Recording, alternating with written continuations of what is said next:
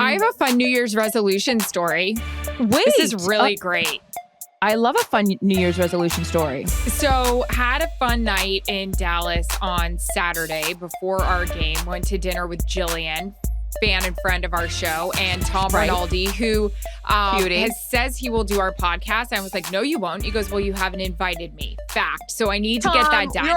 It's a standing invitation. Maybe next week for the playoffs, we could ask Ronald.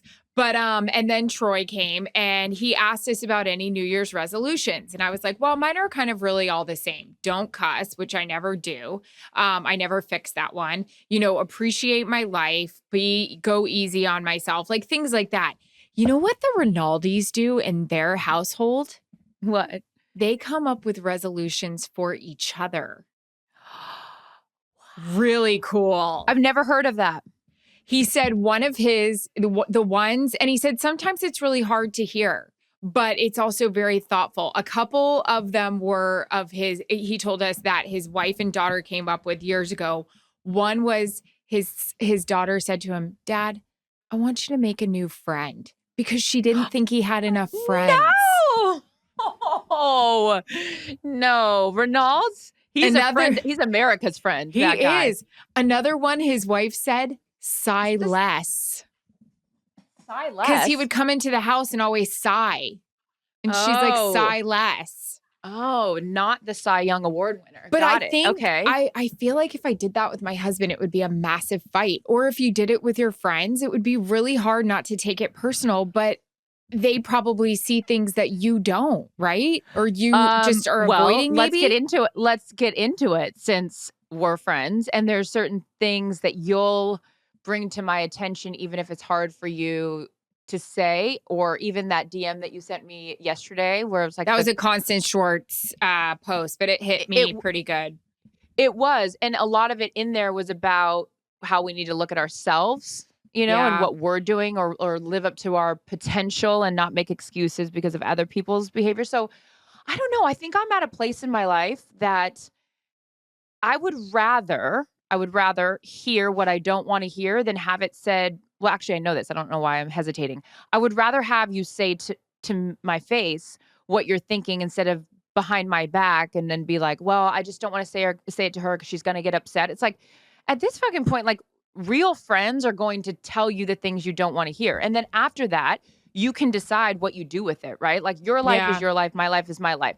So if we're the friends that I know that we are, we should be able to have that open dialogue with each other and get uncomfortable, right? But then ultimately, if you are as close as you say you are with whoever, then you should say, okay, like, I gave them my suggestions, I gave them my input on their life, and it's up to them to do what they want, because ultimately it is your own life. Yeah. Like, there's certain things that I know of some friends of mine that I would never do, but it ain't my life, and it's not my husband or my kids or whatever. And so far be it for me to judge further. I have like a rule of thumb. Like, my job as your friend is to just support you, whatever that looks like, even if it's not something I would do. So I don't know. I love the beginning of the year because I love the idea of like a fresh start and, new sort of habits and traditions. I don't make resolutions, but there's things I think about that I should do better, like putting my sunglasses in the sunglass case,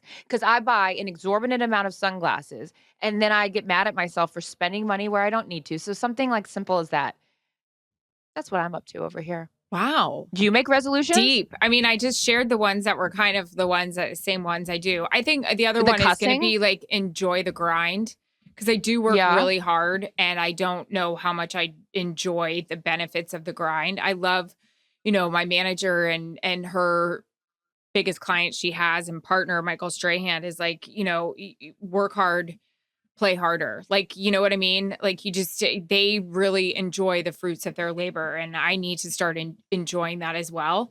I need to stop taking on, I think, so much in terms of like emotion and bringing it into my life here at my house, like just taking on problems that I shouldn't. Like, I was listening to myself talk to my husband today on a walk with our dog. and it was just about another problem and nothing about he and I. You know what I mean? Oh, and it was interesting. like, why the hell am I wasting his time listening to this same freaking story I've been talking about for the last couple of months? Like, and he's saying the same thing to me. So it's just like, it's wasted energy. I have to stop that. That's good. That's observant of you. Mm-hmm.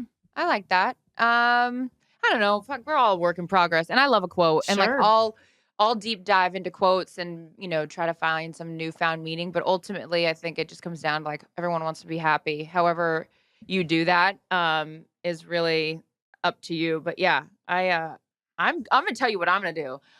The last year I have felt like being so busy is so great. I'm over it. I'm over being so busy, and I'm over the narrative of saying I'm so tired when I can do something about it. Like, I don't need to go renovate or buy a house and like do that. I don't need to move 10 times. I don't need to start another company. Like, for me, I think that this year is all about enjoying what I did last year and just sitting and being still and finding enjoyment in doing nothing and not feeling bad about it. Like, it's okay if on a Monday, after all this stuff happened with my face, the acupuncture woman was really sweet. She was like, go home and watch like senseless TV, right? Whereas before I would feel bad if I wasn't being productive.